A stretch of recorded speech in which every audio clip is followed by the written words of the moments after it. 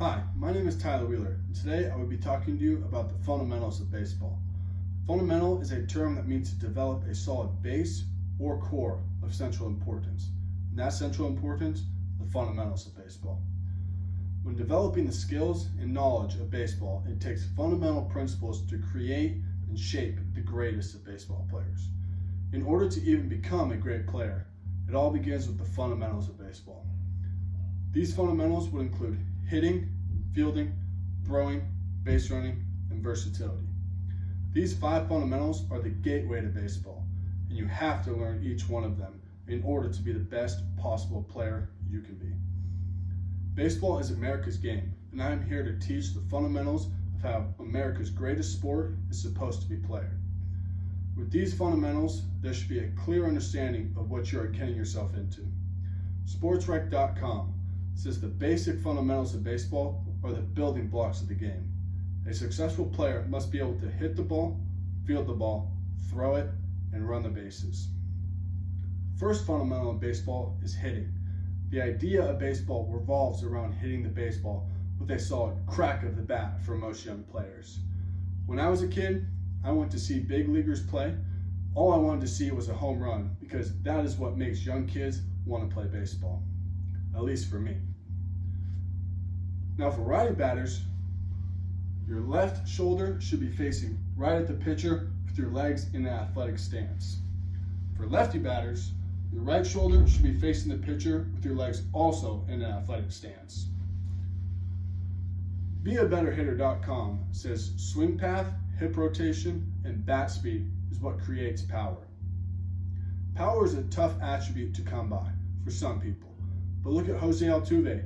At just 5'6", 165 pounds, he should be the example of size does not matter. It's how you use it. Hitting is one of the hardest things to do in baseball and will take more practice than you can even imagine. So stick with it, even through hitting slumps, because it will eventually come. Babe Ruth once said, "Never let the fear of striking out get in your way." This should be engraved in every hitter's mind, because the easiest way to get out of a slump is to not strike out. Easier said than done, right? Second fundamental of baseball is fielding. The key to fielding a baseball is getting your entire body squared and ready in front. LittleLeague.org says that the ready position is the position where knees are bent and your glove is out in front of you. Fingertips down when the ball is below the knees, and fingertips facing upward when it is above the waist, so you can catch the ball without it jumping away from you. The throwing hand should be right above the glove, ready to secure the ball after it hits the glove. Once the ball is securely in your glove, it needs to be transferred to your throwing hand in order to get the runner out. The third fundamental of baseball is throwing. This is one of the first things kids are taught in Little League because they develop coordination and reaction skills. First thing is first, when throwing a ball, you have your glove hand out in front and you pull it towards your body when you go to throw. The back foot planted comes through as the ball gets released for more power and precision. Throwing is tough at first to get the hang of in terms of accuracy, but practicing the same motion over and over and over again is how you learn to throw with precision. The fourth fundamental of baseball is base running. As a young athlete, this is usually taught last because it is one of the easiest things to learn in baseball.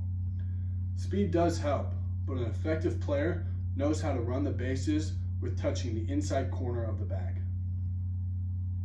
Touching the inside corner takes the shortest path to the next bag. Each bag, whether that is first, second, or third, it is the same thing when advancing to the next base.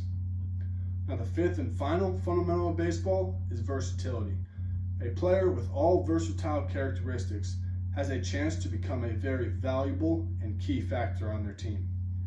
In order to be versatile, it takes practice and hard work, which is what makes the great players stand out from the good players. Even if you are not the most athletic kid on the field, being versatile makes you a threat on any baseball field. Never fear what you do not know. The first thing about fundamentals is that you should be prepared to fail and to fail again and again. There is no such thing as being the perfect player, because even the best players still are not perfect. Keep practicing and working on these fundamentals, because these 5 steps are what separate the great players from the good ones. Thank you.